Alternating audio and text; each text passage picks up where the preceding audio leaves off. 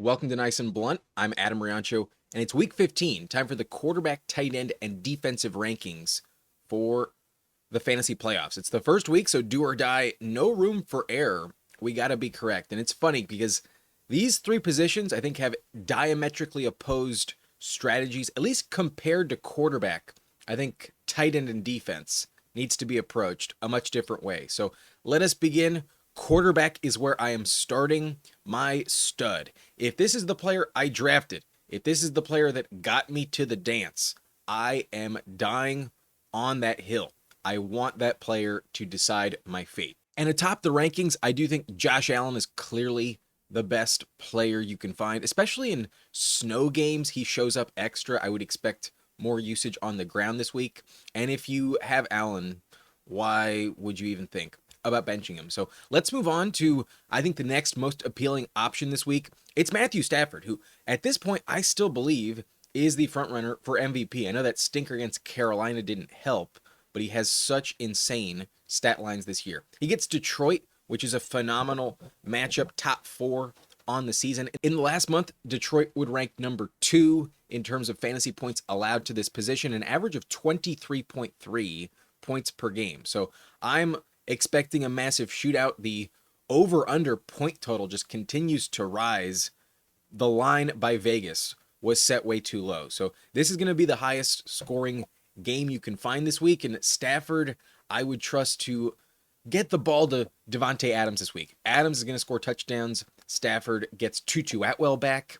Everything is going in his favor. The Lions have a very depleted defense. So love Stafford. I think other than Allen, there is no other quarterback I would rather have. I don't care that you don't get rushing stats. Give me Stafford at number 2. Number 3, though, is Joe Burrow, who didn't quite win the game last week. Sadly, those interceptions cost it, but he was playing lights out. He was almost outperforming Allen up to that point in Buffalo in the snow. Really impressive from him in that matchup. This game against Baltimore, he actually fucking dominates this matchup. Look at these stats. In his last 4 games versus Baltimore, Joe Burrow is averaging 325 passing yards per game. He has 13 passing touchdowns, so an average of 3.25 per game. Only 2 interceptions in these 4 games.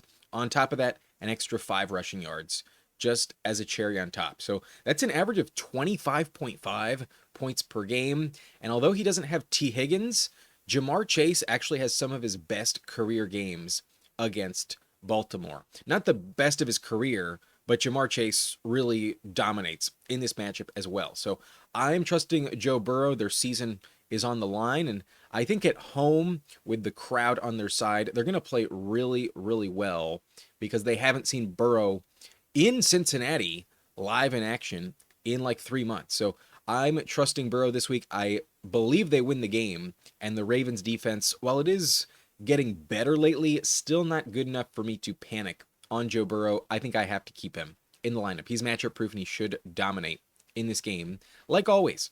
So the top 3 are pretty much no-brainers. There's no way I would bench any of them unless it was for each other.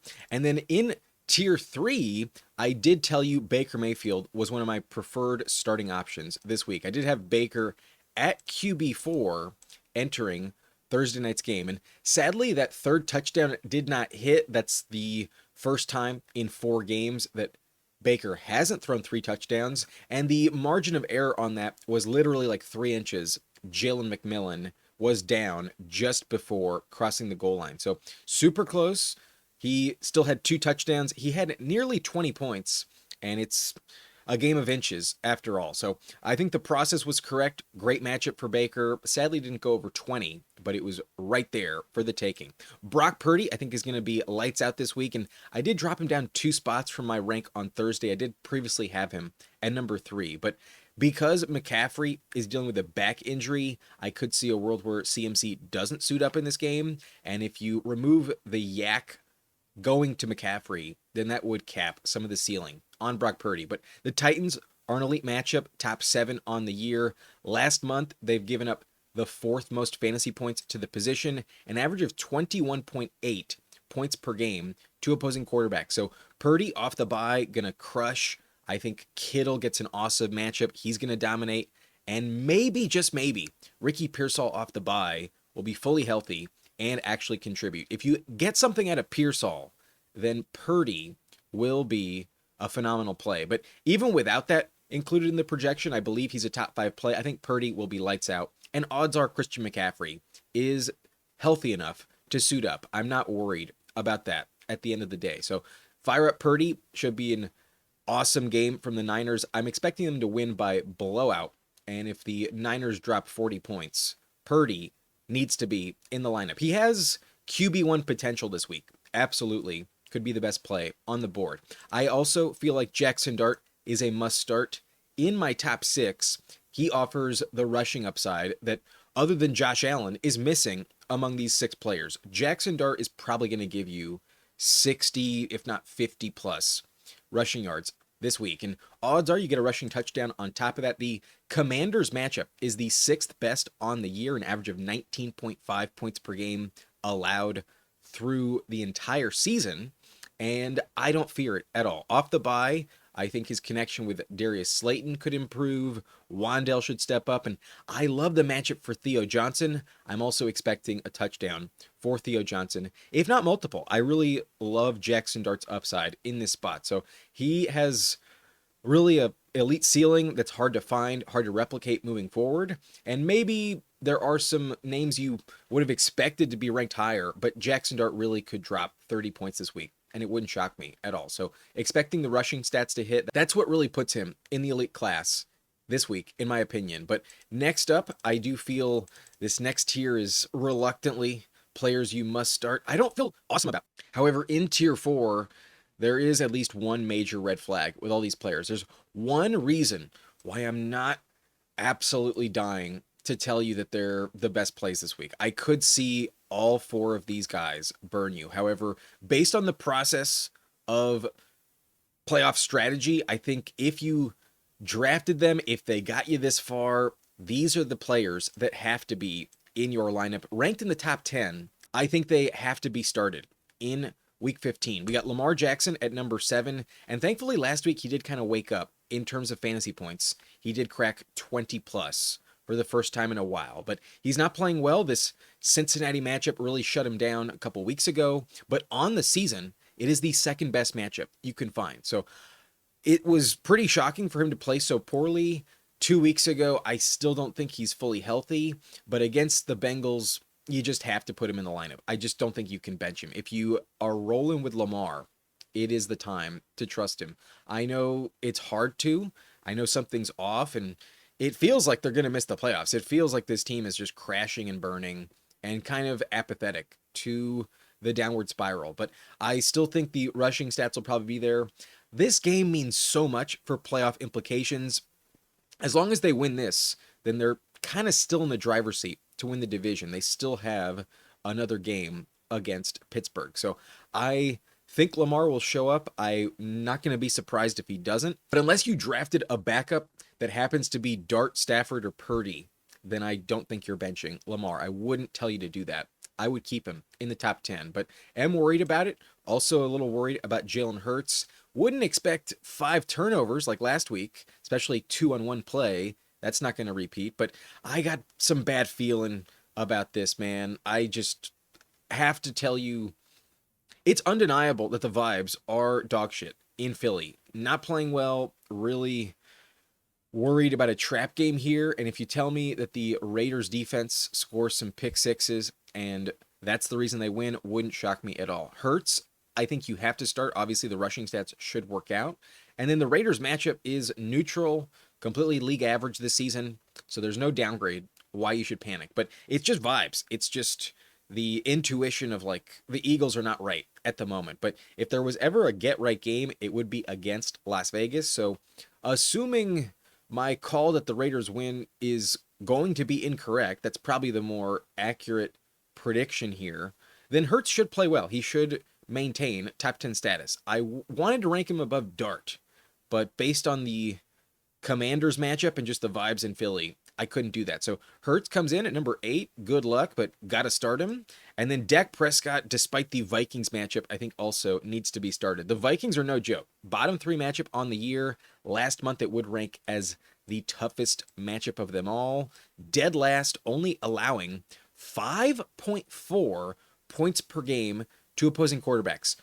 I'm not joking. Literally 5.4 points is the average against Minnesota. So that is insane.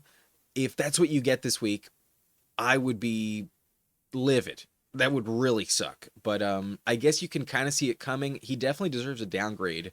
The Vikings are no joke. They're really stepping up. And even when teams win by blowout against them, quarterbacks don't have to contribute. Just look at Sam Darnold when they beat the Vikings. However, the Cowboys operate in a different fashion. I don't think their defense will completely prevent the Vikings from doing anything. And then I also just trust CeeDee Lamb and George Pickens to contribute. So Dak, I think, just has to be started. He's still kind of playing at an MVP caliber level. They don't have the record to really warrant it, but Prescott is right there with some of the best quarterbacks in fantasy this year. So if it wasn't for the matchup, I'd probably have him top 5 above Brock Purdy. But against the Vikings, major downgrade. Gotta keep that in mind. And for that reason, I only have him at number 9. But if that's who you drafted, if that's who you've been riding with, can't imagine you're going to bench him. And then at number 10, this is the situation I myself am in.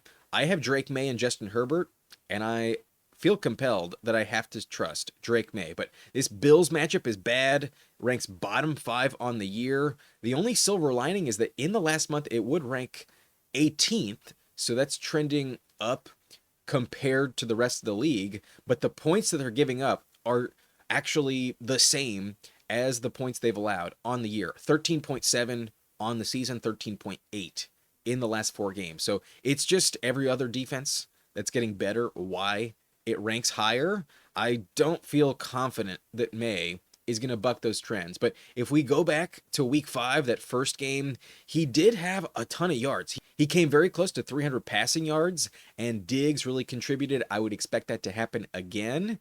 And he made one of the best plays of the season. That conversion to Stephon Diggs just before his knee hit the ground was super impressive. So maybe he can channel that and show up like we haven't seen him before. The only reason he wasn't good in that matchup, though, was because Ramondre Stevenson vultured him twice. Odds are that's not going to happen. However, the Bills have just such a bad run defense.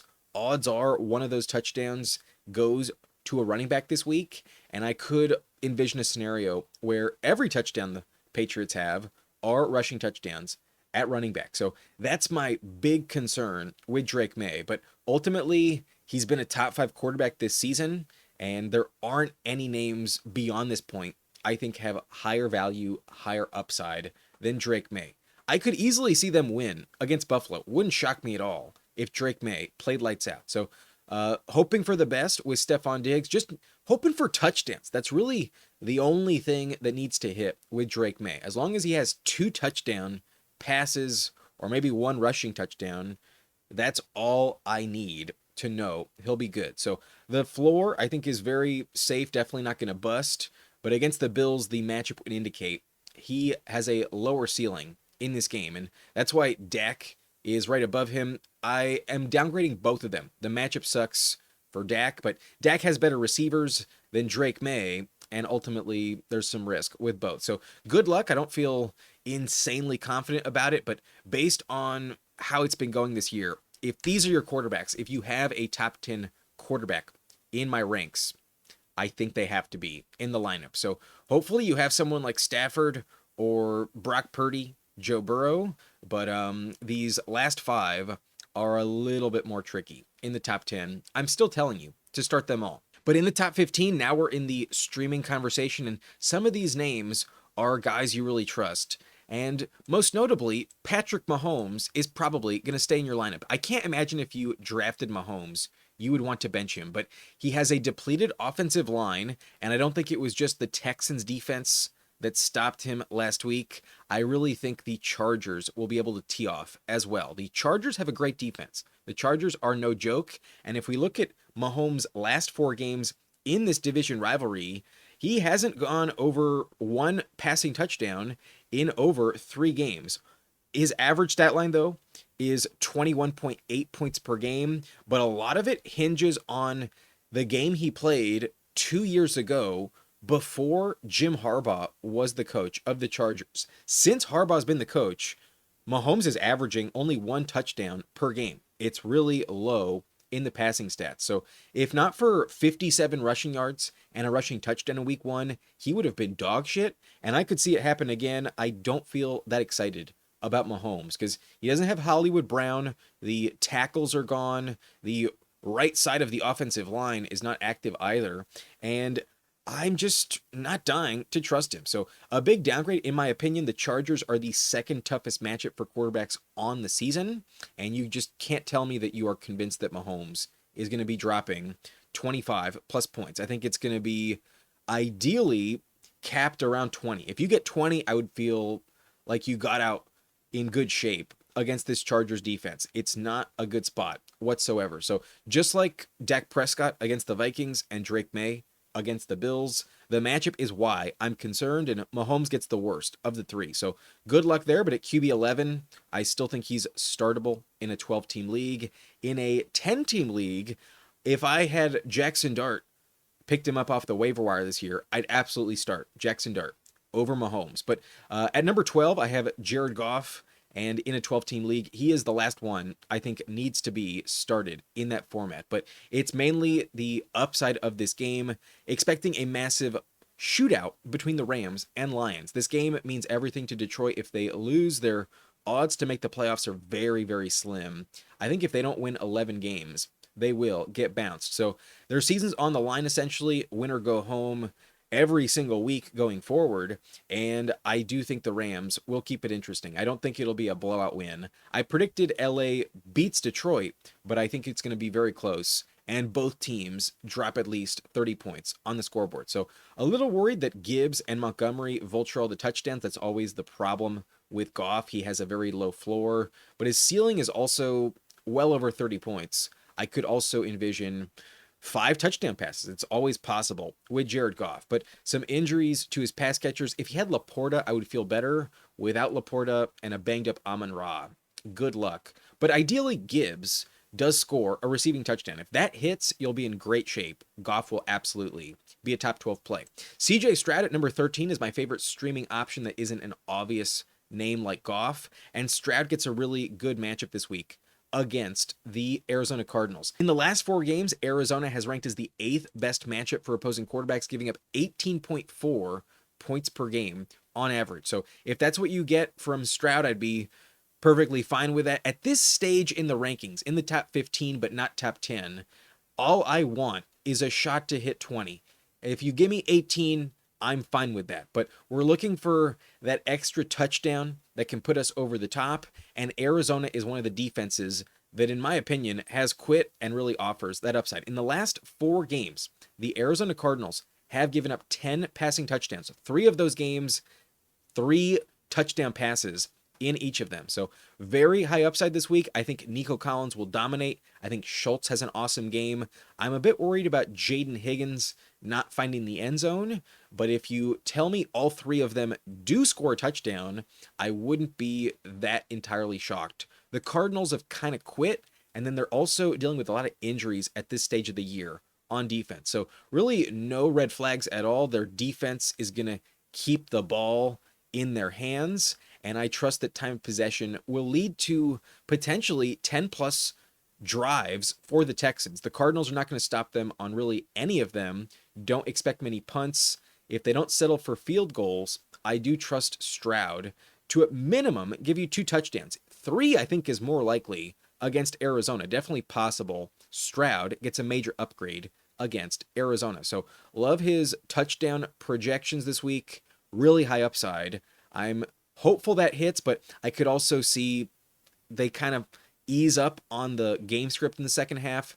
I expect them to have a big lead, and perhaps it's the Woody Marks show in the 4th quarter. So hoping he scores early and often, but expecting at least 2 passing touchdowns minimum from Stroud this week. At number 14, I have Jordan Love, and right behind him I have Bo Nix. So I do think that this Broncos-Packers game has some upside. I don't envision it's entirely a defensive battle, but it's definitely possible. Both defenses are good, but Love is playing out of his mind right now, and also a great touchdown ratio compared to turnovers. And then the Broncos matchup is trending a little bit better at the moment. It would rank 17th in the last 4 games as opposed to bottom 5. So part of that is because Pat Surtain missed some time, but still I think that Jordan Love is going to contribute.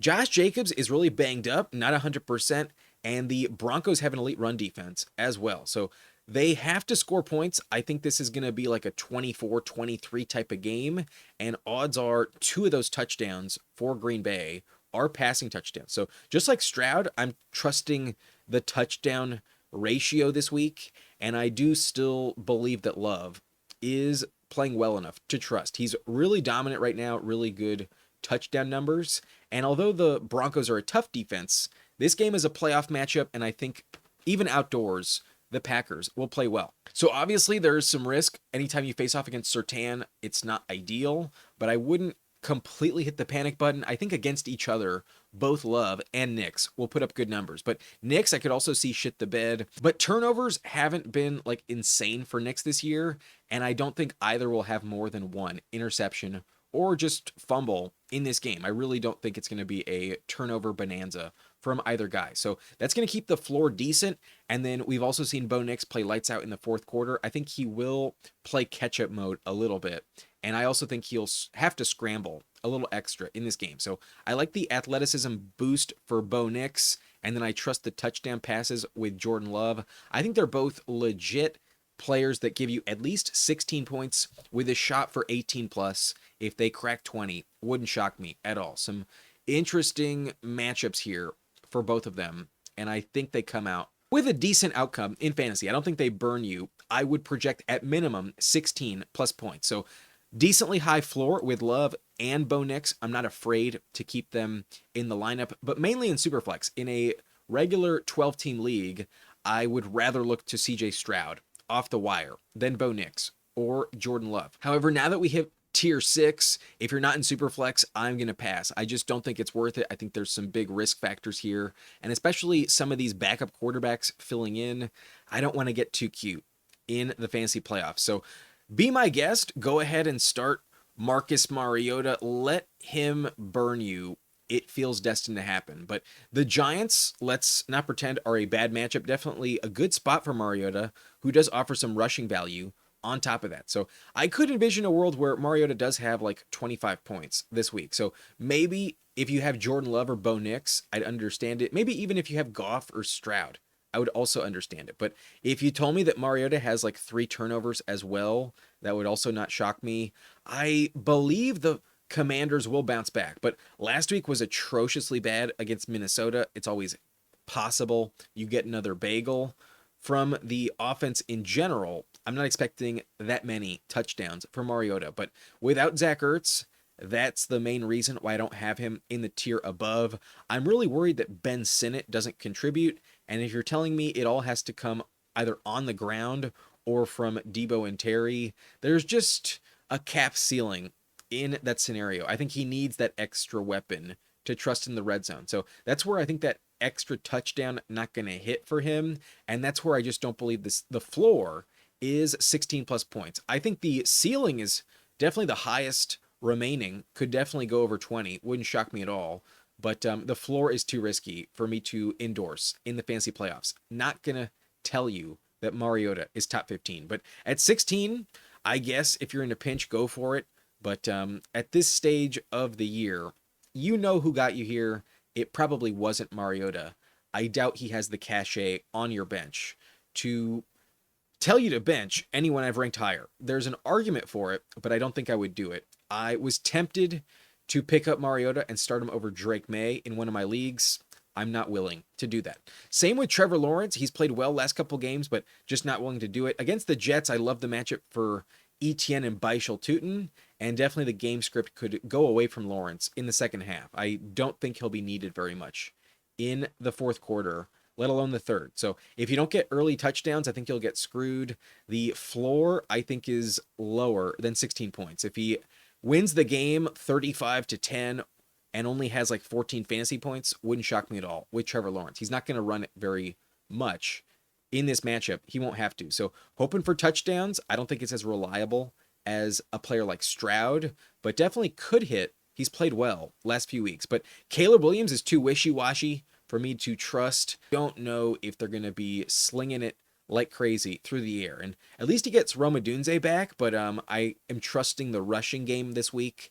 I would assume Swift and Monangai do carry the offense. The Browns' run defense is pretty bad at the moment. So Caleb is fine, but on top of that, the matchup is terrible. On the season, it ranks bottom 4. So given his up and down nature that's just so hard to predict, I will pass. The matchup is not good enough for me to feel comfortable. I'm going to bench Caleb Williams if I have him. And sadly, I'm also going to bench Justin Herbert. I could see a world where he absolutely dominates. In week 1, he had over 27 points against the Chiefs, but that hand injury I definitely think is holding him back. Last week, though, the coverage was just really tight, and he also was pressured like crazy. The offensive line is not looking too good, and it's not like the Chiefs defense has the pass rushers that the Eagles do. So Herbert, I think, could bounce back in a major way, but he was reluctant to throw the ball very much, and I don't feel like that's something you want to assume is just going to change. The hand injury is not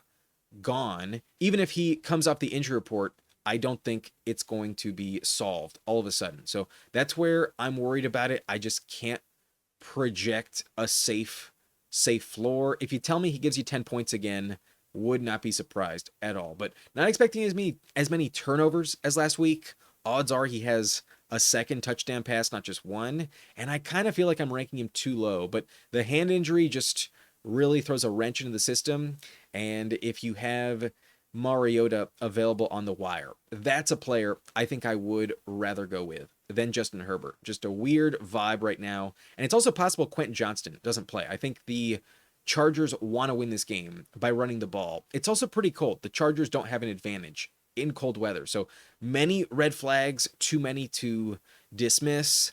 And at quarterback 19, I don't think I'm going to start him, but QB 20 in a 2-quarterback league, I guess would be all right. Sam Darnold, I don't think he's going to have to do that much against the Colts. I don't believe in the Phillip Rivers experience, so I think the game script will really benefit running the ball with Charbonnet or Walker, and Darnold, I just don't think will go over 16 points. I don't think he'll have to. I don't think he'll need more than one touchdown to get the win. So I just trust the run game this week. Darnold could easily drop 20 points. He's done that many times, but he's also dropped less than 5 at times, and he's also has too much variance to trust. Just like Caleb and Herbert, I could envision a game with less than 10 points. So no thanks there. And despite the elite game from Shedeur Sanders last week, I'm tempted to rank him higher. Can't do it. There was 2 games before that with less than 12 points. So good luck on that. I don't think it's worth it. I think the idea of my opponent in the fantasy playoffs starting Shedeur Sanders is a winning proposition for me. I would love to see the team I'm facing plug in Shedeur in week 15. So be my guest. It could work out for you, but if it does, I think you're just lucky not making the right choice. And then in the final tier, none of these players I think are worth starting, but perhaps you're in such a deep format where your hand is forced. Maybe you had one of the quarterbacks that is injured this week, like Daniel Jones had to be replaced. Maybe you were relying on Daniel Jones, but Kirk Cousins, I did have ranked as the best option in this tier going into Thursday. He does own Tampa Bay, and it did work out. Even without London, he was lights out on Thursday night. JJ McCarthy gets the best matchup on the season. The Cowboys are definitely a good spot, but are you really going to test your luck here? I don't trust him at all. He's not going to give you more than 160 yards in the passing game. Watch him still be ass, even against Dallas. But Rodgers and Tua get to play against each other in the snow, and I think Rodgers will play better. He looked pretty good against the Ravens last week, and we all know that Tua crumbles in the snow, or at least cold temperature. So Tua, I'm very worried about, but has played well. I could see him maybe snap the streak of bad games. Last week, he did play well, but against the Jets, it's a different story. The Steelers' defense often shows up at home. So I do think Rodgers will be better. I think Rodgers will have more touchdowns, but I don't think either is a safe play. I think they're both capped at about 15 points. Not expecting much from either. So no thanks with either. And then Jacoby Brissett gets the Texans, the worst matchup on the year. I think this is the end of the road for Brissett in your lineup. Maybe In the next coming weeks, like that Bengals game, he'll be back in the top 10. But with all the injuries at receiver and then a lack of run game entirely, I would expect multiple turnovers this week, maybe a maximum of 1 touchdown. And if not for garbage time, I could envision literally a negative against Houston. So got to bench him. Terrible matchup, not worth your time. And then Tyler Shough actually played really well against Carolina first time around a couple weeks ago. He had almost 20 points with a rushing touchdown. So maybe it happens again, but wouldn't bet on it. On the year, the Panthers are a bottom 10 matchup. So going to trust that, going to downgrade him, but does crack my top 28. And then because it's in Indianapolis with some really good playmakers, there isn't a name beyond this that I think is more intriguing than Rivers, but there's no floor whatsoever. You could get 2 points this week, wouldn't shock me at all. But then I could also see some checkdowns turning into elite production because the talent on that roster is legit. Like if Taylor gives you a house call in the passing game, that'd be awesome. I could also see Tyler Warren operate like Antonio Gates in the red zone, but how often will they even get to the red zone? Against Seattle, it's also a brutal spot. So I'm nostalgic with Rivers, but it's mainly just a lack of faith in the remaining 4 quarterbacks. I would not trust Brady Cook of the Jets, let alone Kenny Pickett, despite my inclination to pick the Raiders to win. I think that's too scary. Cam Ward, even against the Niners, no thanks with him. And then Bryce Young really shits the bed against the Saints. He's averaging just 7.1 points per game in his last 4 against the New Orleans Saints. So Rivers is at 28. I think he's more interesting than they are, but by no means am I telling you to start him this late in the ranks. So that's it at quarterback, my top 28. And I think the top 10 are really the ones you want to start. Mahomes and Goff obviously would stay in the lineup if those are the guys you have. But I think if you have any of the top 10, even if I'm reluctant about some of the matchups like Dak against the Vikings, Drake Maye against Buffalo, and even Jalen Hurts just against the Raiders, that's scary. Lamar, also hard to trust.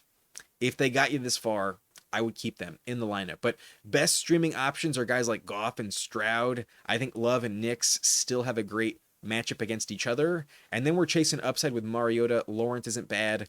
Caleb has no floor, neither does Herbert, Darnold, or Shedeur.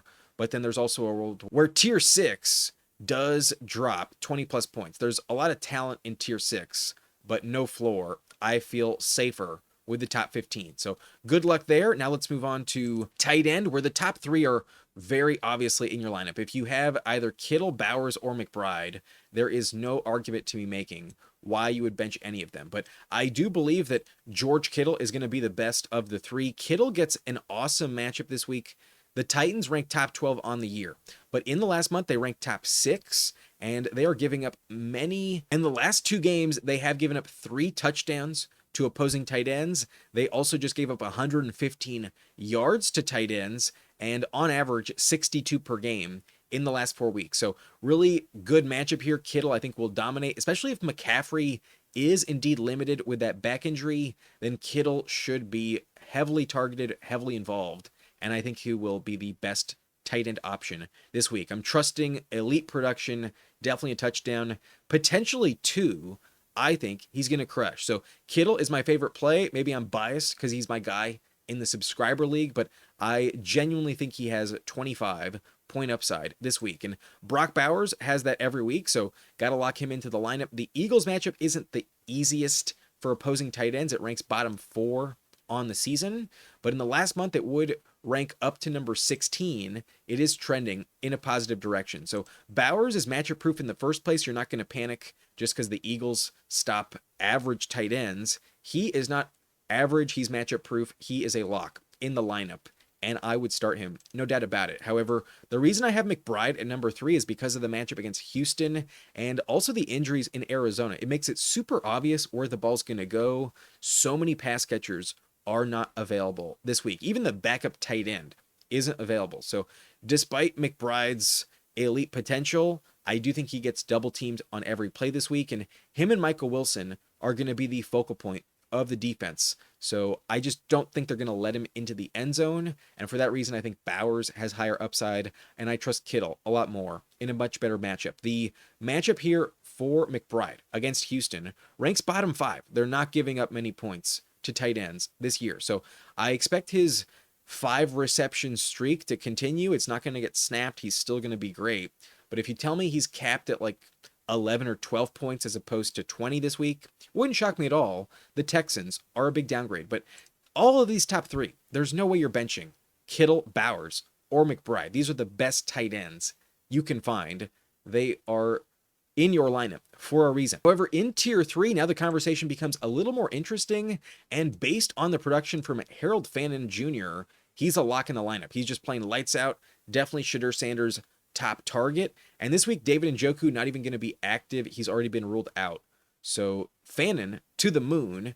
I trust him quite a bit. The Chicago matchup maybe isn't the best possible you could find, but it's not the toughest either. It's very neutral, league average, literally number 16 on the slate this week. So there is no reason to panic. I would trust the connection with Shedeur to repeat.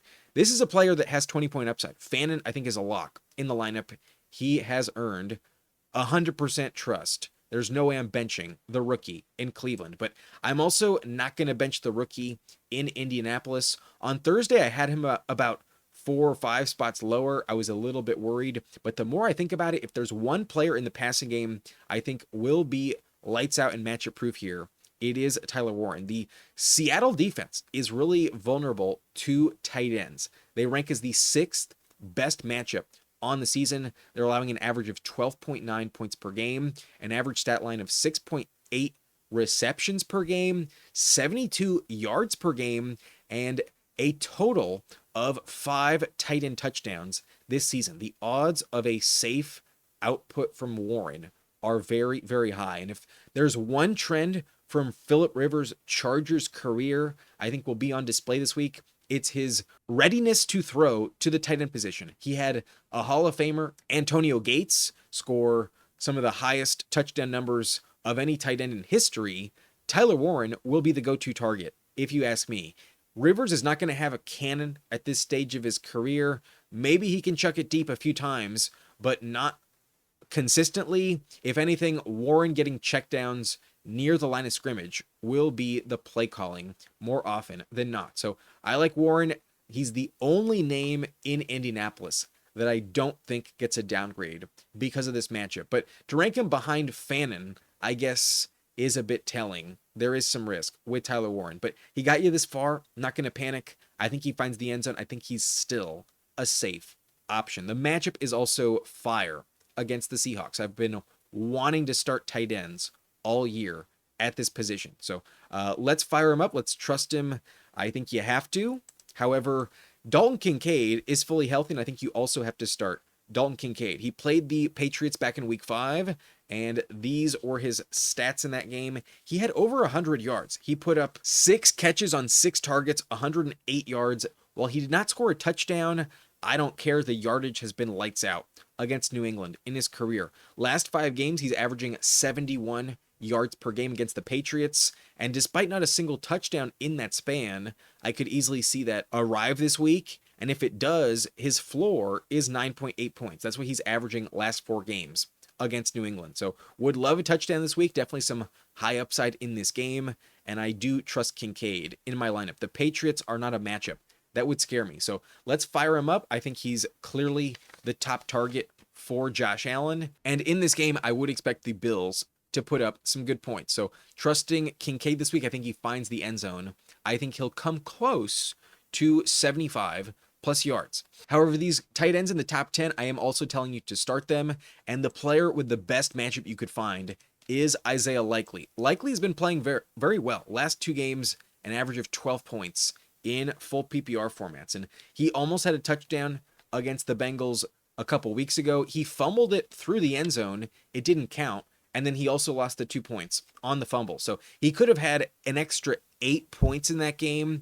And I think this matchup is an opportunity for redemption.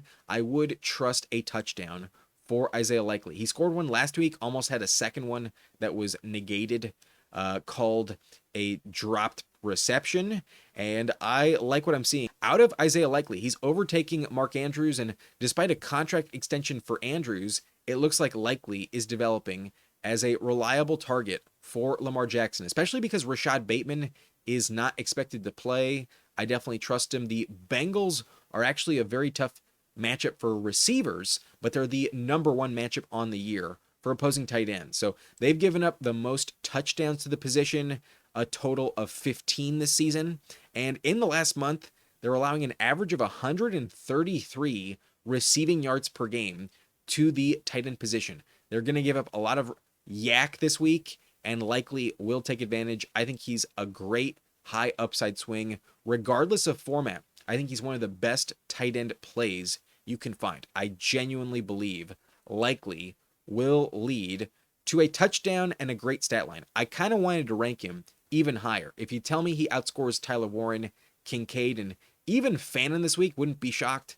I think there's a chance he's even better than McBride and perhaps even Bowers. The matchup for Bowers doesn't compare to the matchup for likely. So good luck with him. I don't think you need it. I think it's just going to hit. I would start him if I can get my hands on Isaiah Likely. He should be in the lineup. Kyle Pitts, I did tell you to start on Thursday, but obviously at tight end 8, I wish I had him higher. That's the best tight end performance we've seen since Shannon Sharp 29 years ago. That was unprecedented. No one expected a hat trick from Kyle Pitts. So he has dominated the Buccaneers. London has also done that. London didn't play. It did seem kind of obvious that the safety net with Pitts would be there this week. And I did rank him top 8. I did tell you to start him on Thursday, but clearly didn't have him ranked high enough. And if you gave me a question and I told you to bench him for Likely, I'm sorry. There's no way Likely will put up a better stat line than what Pitts did on Thursday night. So hopefully he was in your lineup. Hopefully you didn't face off against him. If you did, I can relate. One of my leagues has that situation and it doesn't feel good. I'm hoping for a collapse. It's not over yet, but feels very unlikely I will win. Anyways, I have Travis Kelce right behind him at number 9, and he does own this matchup against Kelce. If there was ever a get-right spot for Kelce, it would be against the LA Chargers. These are his last 4 games against the Chargers. The average stat line is 8 targets, 6.5 catches, 90 yards per game. 90. That's what I said, 9-0, not 19.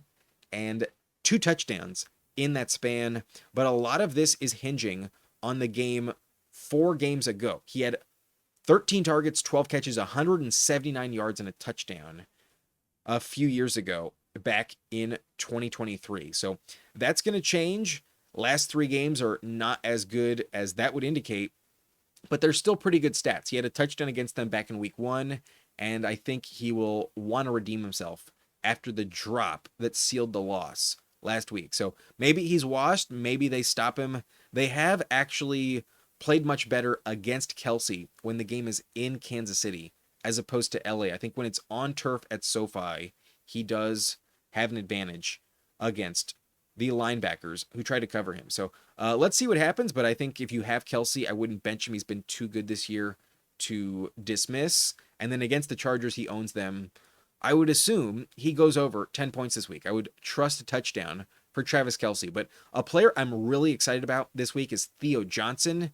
And in his last 2 games versus Washington, he's only averaging 6.8 points per game.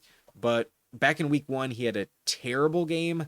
Last year, he had 51 yards on 3 catches and a touchdown. He had a great game over 13 points against the Washington Commanders last year. So I could see that repeat. The Commanders are the second best matchup for tight ends this season, only behind the Cincinnati Bengals. But they are like 7 points behind the Bengals and just higher than everyone else.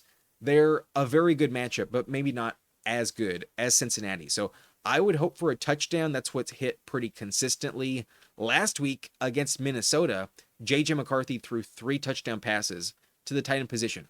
On the year, they've given up 11 touchdowns to tight ends, and that would rank second to Cincinnati, who've given up 15. So that's way better odds to hit the end zone than any other matchup you can find. So I do like Theo Johnson in that respect. I'm trusting his connection with Jaxson Dart, but there's always a world where that doesn't hit, and without it, I could see the volume not carry you. If you only get like 3 catches for 40 yards this week from Theo, that would not be enough. So you need the touchdown. I think it hits. It's reliably happened against Washington, but if it doesn't, you get screwed.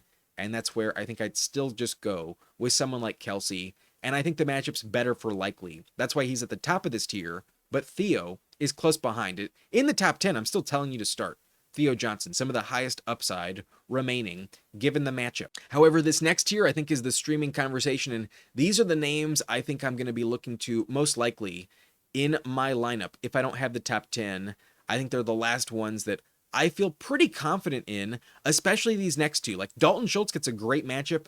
He just didn't fit in my top 10. I think Kelce is still trustworthy a bit more than Schultz, given it's against the Chargers. However, against the Arizona Cardinals, that has been the 7th best tight end matchup on the season.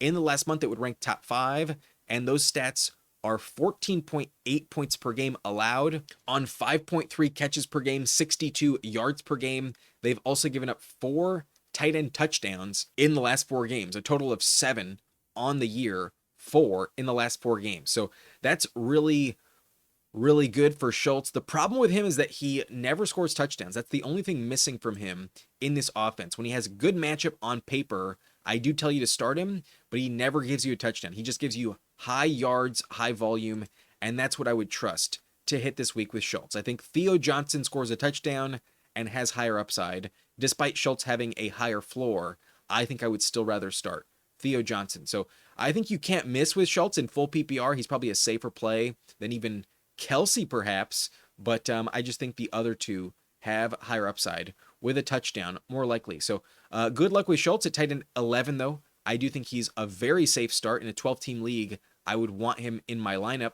And then I also think Colston Loveland should be in your lineup in a 12-team league. Loveland is playing very well, and although Cole Kmet sometimes factors in, Loveland is definitely the guy. But this week, Rome Odunze comes back to the lineup, and in the very cold temperature, there's a chance that this game is more low scoring against Cleveland. But I would assume it's more of a shootout. I think Caleb will still play well. Also, Caleb's arm just cuts through the cold. It is not going to hinder the velocity of Caleb Williams. So I still trust the passing game a decent amount, and Loveland feels like the safest bet to make, given the bar's kind of lower at tight end. He's pretty reliable in that offense. So he's emerging. The Browns matchup is a bad one this year, but in the last month, it actually ranks top 8. They're giving up an average of 11.7 points per game on 72 yards per game. That's where I'm optimistic. I think the yards will hit for London. Could go over 50 yards this week. Wouldn't be shocked if that happened. So good floor play, high upside as well. Decent top 12 option, in my opinion, with Loveland. But Mark Andrews gets an awesome matchup, but I think it's more beneficial for likely. In his matchup 2 weeks ago, though, Andrews did have over 40 yards. So that is a decent floor. That's kind of the bare minimum I'm trusting at tight end. But 6.7 points isn't the best outcome you can find. But in his last 4 games versus Cincinnati, he's averaging 8.3, and that's actually lower than Isaiah Likely in that same sample size. Isaiah Likely's averaging 8.7 points per game. Against the Bengals, it does benefit Isaiah Likely more than Andrews. So that's why I got them ranked this way, but Andrews still probably finds the end zone. The matchup indicates there's not just 1, but 2 touchdowns that could hit this week. And then Jake Ferguson gets a tough matchup, also questionable. He was limited in practice. However, I think based on how he's played this year, he's still in the top 15. A downgrade for sure. The matchup is not easy against Minnesota, but ultimately, I don't think I would rank him too low. At the end of the day, he plays with Dak, and I think he's the safest bet for a touchdown remaining. Still involved enough to at least flex as a safe streamer. I'm not going to downgrade him too much. He's probably gotten you here, and maybe you'd rather start him than Schultz or Loveland. But personally, I think the upside for them is higher, along with a higher floor. So good luck with Ferguson. Not in love with the matchup, but could be worse. Last 4 games, though, they have given up the 4th fewest fantasy points to the position, only an average of 6.5 points per game. Good luck with Ferguson. But Goddard gets a very tough matchup. The Raiders have been a bottom 3 matchup all season long, and in the last month, they're allowing the fewest points overall to the tight end position. So good luck getting more than 6 points out of Goddard this week. If you get a touchdown, that almost never hits against Vegas. They've only allowed 2 on the season to tight end. So wouldn't bet on it for that reason. I think he's just a floor play, pretty capped, but has elite upside this season, could also play lights out. But at this stage in the top 21, these tight ends I think are going to remain on the bench, if not the wire. But there is some value here, especially in full PPR. A guy like Juwan Johnson is probably going to have like 5 or 6 catches this week. He actually plays really well against Carolina, an average of 8.5 points per game in his last 4 versus the Panthers. Last time, a few weeks ago, he had 4 catches on 4 targets, 92 yards and a touchdown. However, aside from that, he's never gone over 41 yards. He's had some otherwise bad games, but maybe this is the week where another touchdown can hit. The Panthers don't scare me that much, but in terms of matchup upgrades, it's not elite. It's just slightly above average. It ranks top 11 on the year. That's fine. It's okay. But I think unless you're just banking on the floor in full PPR, I don't think I'm dying to upgrade Juwan Johnson. I don't think he's as interesting as someone like Schultz, Loveland, or anyone else in the top 15. I think at tight end 16, he's fine, but not my favorite play unless you just want to bank 6 points. Brenton Strange right behind him, I have, and a little worried about it, but he has been targeted in the red zone. Last week, he would have scored a touchdown if not for Jacoby Myers and a penalty that negated that score. So sadly, it didn't work out, but Strange was still involved. He was okay, just that touchdown sadly did not work out. If it did, you would feel a bit better on Strange. So I think the process was fine. I think it'll come back to him. However, against the Jets, the matchup's so good for running backs, I could see the game script not benefit throwing the ball in the red zone. So Strange, pretty touchdown dependent, a little reluctant to bet on it, but used enough in this offense where I think the floor is good for at least 5, if not more points. He has a high ceiling. Let's not pretend like he can't give you double digits. He's done that a few times this year already. Colby Parkinson, I have right behind him, and if you're just trying to get a touchdown, that's what Parkinson can offer. With Stafford, it's always possible, but the matchup isn't like elite. And then some of his production has also correlated with Tutu Atwell going on IR. Once that happened, that's when the team went to 13 personnel. That's when they started incorporating tight ends as much as they have. So perhaps with Atwell back, they don't keep the tight end position on the field as often this week. I doubt it changes too much. I still think they'll look to him in the red zone. But if he doesn't score a touchdown, you're not going to get more than 40 yards. And you will get burned. So touchdown dependent, but definitely could hit. Not a bad play if you need him. Go ahead. However, Oronde Gadsden has been really diminishing as of late. But if Quentin Johnston doesn't play tomorrow, then Gadsden could get added volume and definitely be more valuable in this offense. So definitely has elite potential, but not any floor lately. Definitely some high risk, but high reward if this week does work out. Wouldn't shock me, though. However, in week 1, he was inactive against the Chiefs. I have no divisional matchup stats to point to tell you how he's played against Kansas City. Good luck trusting him. If you do, I hope it works, but I wouldn't be shocked at all if it doesn't. Luke Musgrave, the only reason he's ranked this high is because of the matchup against Denver. In the last month, the Broncos are actually giving up the 3rd most fantasy points per game to the tight end position, an average of 16 points per game on 8.8 receptions per game, 87 yards per game, and 2 touchdowns in that span. So that's pretty shocking. Maybe it's just the matchups, though, why it's been such a good spot. But as a minimum, last 8 weeks, there's at least 53 plus yards available, multiple weeks with over 100. And in general, tight ends really succeed against Denver as of late. So Luke Musgrave is not safe enough to trust, but the matchup indicates you want a tight end in this spot. And maybe given Watson will be against Surtain, Musgrave is the guy who benefits the most. Good luck. I think it could work out, but it feels very hard to trust. He hasn't done enough this season to feel confident. But Darren Waller, since coming back from IR, hasn't done enough either. However, he was scoring touchdowns very consistently before that. So could always come back to him. I don't want to dismiss him entirely, but he's splitting volume a little too much with Greg Dulcich to feel too confident. So good luck with Waller. Need a touchdown. I doubt it hits, but definitely possible. Not the worst bet to make, but it feels a little desperate. And then in my final tier at tight end, I think at this stage, outside the top 20, no chance I'm starting them. But to be honest, I think there's literally an argument you can be making with every single one. There is a world where I'm dismissing them too much in the rankings. Like with Jonnu Smith, he gets a revenge game this week, and Darnell Washington is not a lock to play. So that would definitely benefit him. I think odds are Arthur Smith would like to give him a touchdown, given they traded for him against the Dolphins. It would be nice. So that I think will hit. I'm probably going to make a prop bet on a Jonnu touchdown, but probably not going to start him even with one. I doubt you get over 8 fantasy points. And then Mike Gesicki in full PPR just dropped 20 plus points last week, but the week prior did nothing against Baltimore. The matchup's really bad against the Ravens. At tight end, they've given up the second least fantasy points in the last month. I've also looked up his matchup stats in division. His last 4 games versus the Ravens, Gesicki is only averaging 6 points per game, only has 1 touchdown in those 4 games. So not high production. 2 weeks ago, he only had 19 yards on 2 catches. So has no floor, even with an elite ceiling. I wouldn't feel confident. But T. Higgins isn't going to play. I almost ranked him as high as Colston Loveland. And then once I looked into it, I was like, nah, the Ravens are good at stopping tight ends. So let's pass. I think it's too risky given the matchup. But Cole Kmet gets a decent matchup.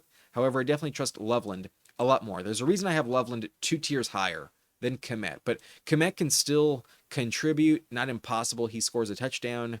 I wouldn't bet on it, but it'd be annoying if he's the better play instead of Loveland. But AJ Barner getting more volume, more likely now that Elijah Arroyo is on IR. The snap share should be there. However, I don't think they're going to need to throw it too much in this spot. But the Colts are a positive matchup on the season. They rank top 8. In the last month, they're down to 18, and that's league average. So with no significant upgrade, Barner is basically ranked where he typically falls in terms of production. So good luck. Tight end 25 is not someone I'm dying to start, but at 26, I have TJ Hawkinson, who has contributed decently well last few weeks, but I just think it's the end of the road. I'm not dying to trust McCarthy. Let's not pretend like I'm a McCarthy believer. And against Dallas, it's a better matchup for receivers, not tight ends. Last week, he had an elite matchup against the Commanders. They give up a lot of points to tight ends. So this week, I don't expect the same, but maybe it continues. And then Gunnar Helm, I still believe is going to be more valuable than Okonkwo, but their roles are changing every week. It's hard to know who's the right play. The Niners, however, are a good matchup, but I think it's kind of wasted on the Titans. That offense is too low in terms of upside. However, the last player ranked is a guy I'm really hopeful for, but definitely not going to endorse. Ben Sennett is a name I've been waiting to get the start instead of Zach Ertz, but it's finally come. Maybe he contributes. I think he's talented enough to make a splash, but until we see it, can't endorse it. Technically, he might be behind John Bates in that offense. I don't know if he's emerged yet as the second string tight end. So good luck with Sennett. I would not trust him unless it's DFS. I have no interest in even thinking about him, but it's possible next week he's a good pickup off the wire. So that's it at tight end. Really just the top 12 are the guys I want the most. But if you have Andrews, Ferguson, and Goddard, and you can't get Schultz, Loveland, or Theo Johnson, or I guess even Isaiah Likely off the wire, then just stick with them. I think even up to Juwan Johnson and Brenton Strange, there's still a legitimate argument. You aren't that desperate if you're starting the top 17. Once you hit Colby Parkinson, then you're just chasing touchdowns. It is far more risky and less likely to work out. So let's stick to the top 12 if we can, but even the top 17 or 18 up to Colby Parkinson, I think have value this week. Beyond Waller, though, it is definitely too hard to believe in. The last position to mention, though, is defense. And let's get out of the way. The Jaguars, Seahawks, and Texans, I think, are the 3 best plays you can find. When it comes to the Jags, they're hosting the Jets, so already that was elite. And then Tyrod Taylor was ruled out. Fields isn't going to play. They're getting Brady Cook under center, and the Jags will automatically be the best play. There's no way they don't have the highest floor this week. But odds are they also get a pick 6, if not 2. I would trust the Jags with my life. But at number 2, I think given the Colts are testing fate with the 44-year-old Rivers, you just have to take that gift and start the Seahawks. You were already going to start them most likely than not. They're one of the better defenses in the NFL, but against the veteran, against the 44-year-old, I think that just has to be a no-brainer. Maybe not as good as the Jags, but still I want them in the lineup. But there is a little bit of risk. Maybe Taylor does dominate. Maybe Rivers actually has something left in him. It's not like Shane Steichen is a bad play caller, but I would still start the Seahawks. And then even though Arizona puts up yards on offense, they're not scoring a ton of touchdowns generally, and there's also probably going to be some turnovers. The Texans have an elite defense, and with all the injuries in Arizona, I think they're a great start. Against Brissett, I'm not worried enough to bench him. So the top three, I think, are the cream of the crop. The Jags are my favorite, and thankfully I have them on the team that is going against Kyle Pitts. I actually believe I have a chance because I have the Jaguars defense. In tier 3, the top 6, I think, have to be started based on the process you want these matchups every single time. The San Francisco 49ers against the Titans. Give me Cam Ward off the bye. I think Robert Saleh will have a great game plan dialed up. So the Niners, even though they're injured, are still playing well enough to trust. I want them in the lineup. And then I'm not going to lie, I feel a bit worried about this because I picked the Raiders to win and I don't like what I'm seeing from the Eagles. But if that's going to happen, it's probably because the Raiders defense scores a touchdown, and that's not going to impact the Eagles if your scoring settings have been done correctly. So the Eagles, I think, will be fine. Against Vegas, that's just on paper a matchup I have to endorse. So I'm going to disregard my game pick and just stick to solid fantasy logic. You want the Eagles defense against Las Vegas, but maybe Kenny Pickett in a revenge spot proves me wrong. I doubt it's scary enough to worry about. The Steelers, maybe the Dolphins aren't the best matchup possible, but this matchup is going to have some snow. This game is going to be very cold, and Tua does shrink in the cold weather. So let's take that as an added boost, but there are some injuries to the Steelers defense, like TJ Watt most notably, and I could see a world where maybe they don't show up at all. But a defense is not just one player, and even without one or two extra sacks, I still believe the Steelers have some upside. They've forced a lot of turnovers at home on defense this year, and the weather really feeds into their hand. They got the win against the Ravens. They're feeling good, and Tua often shits the bed in the cold. So Pittsburgh, I could see burn you, but I could also see that happen with Philadelphia. I'm willing to dismiss those concerns. I do recommend the Steelers defense. However, in the top 10, I also believe all 4 of these defenses should be started as well. And in that Carolina New Orleans game in the NFC South, I see very high floor production from both defenses. My preference is the Panthers. I believe they win the game, but last time we saw them, the Saints torched them. The Saints had their number, and the Saints have actually played really well against Bryce Young. Bryce Young has terrible stats against the Saints. So I think it's a close, low-scoring game. I think the Saints are very legit, and their schedule's awesome. They get the Jets next week. Then the Titans. I think the Saints are one of the best stash options on the bench. Even if you have a defense I rank higher, I want the Saints for next week and the week after. So pick them up or just play them. I think they're a great start this week in my top 10. But the Panthers I do think are better. They have J.C. Horn active.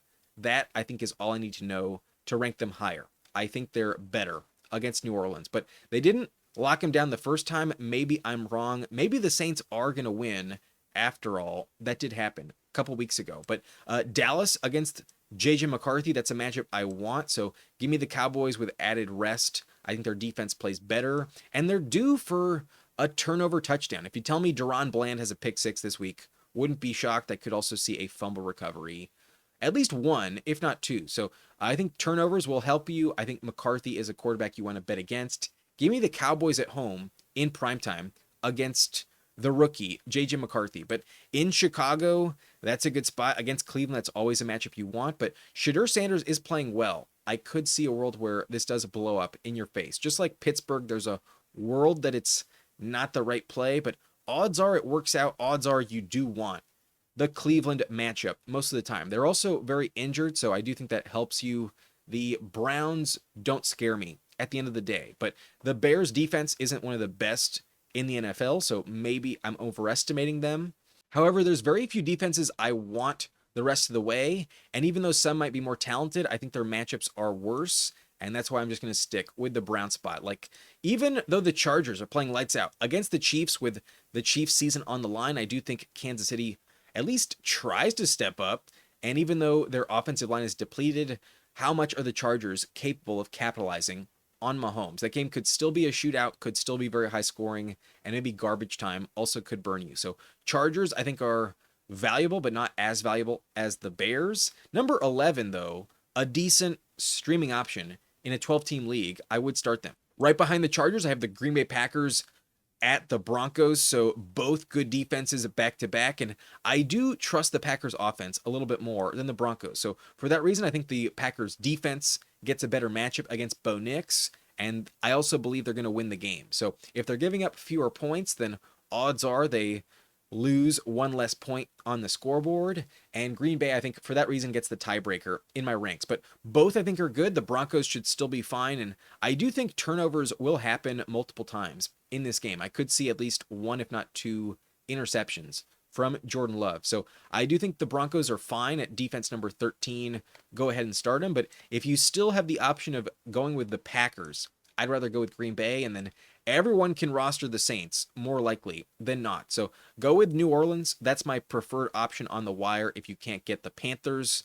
If not, the Green Bay Packers are still often available, and they are a top 12 play in my view. But the Dolphins against the Steelers, given the snow, might get an added boost in production. That game is not going to be a high scoring one, if you ask me. So even though they might crumble in the cold weather, the Steelers offense, I don't think, is dropping 30 plus points, and the Dolphins can at least get at least one turnover in my expectation. They're okay. They're not terrible. They have played well on defense as of late. So good luck with them. You might need it, but they are good enough, in my opinion, to be top 15. And then the last one I would even consider is Minnesota, just because they're so talented. They're playing very well, but the matchup against Dallas is a bad one. So definitely a downgrade. A previously lock in the top 10 is not that safe against Dak Prescott and the Cowboys. But those are my top 15. Really, these are the only defenses I would think about. I think once you exit the top 10, it becomes more tricky. But odds are in a 12-team league, you will have access to at least one of these teams. But perhaps you don't. Perhaps you're still desperate. Perhaps you're still looking to the waiver wire and don't feel good about who you have. And these are my next 9 defenses in the top 24. I wouldn't want any of them in the lineup, but in descending order, we do have the Kansas City Chiefs at number 1. Their season's on the line, and the Chargers' offensive line is depleted. So there should be some sacks in this game. There should be at least one turnover. And at home, the home field advantage and all the noise at Arrowhead should help them. So they're okay. Number 16 is fine, but I would feel a little desperate if that's who I'm starting. I still think the Chargers offense will play well, but the Raiders, I got a hunch, are going to contribute with like a pick 6 or something. On defense, I think they score, and I think that's why I believe they're going to win. I know it's bold. It's probably not going to happen, but I do not fear the Eagles offense right now. They're not playing well enough to feel like anyone is just an automatic bench against them. So even with Las Vegas, they crack my top 20, but I am telling you to bench them in this bottom tier. And then the Bills-Patriots game is probably high scoring, but last time we saw it, there were a ton of turnovers as well. So the Bills, I think, want this win, pretty hungry for it. I think they will force some turnovers and be a little interesting for the first half, but by the second half, this game turns into a shootout, and they both give up too many points in garbage time. So got to bench him, too much risk, and the Patriots, I think, are more likely to give up 50 points and really get burned. So not going to assume they're a safe play against Josh Allen. I would bench him. But Cleveland, with some bad weather, maybe is okay, but they're so depleted. In terms of the injury report, the Browns are missing so many pieces. I don't want to press my luck against Chicago. The Ben Johnson offense is still good. So let's avoid that, but I think the temperature might help you a little bit. Maybe I'm too low on Cleveland, but in my expectation, they may have quit on the year at this stage of the game.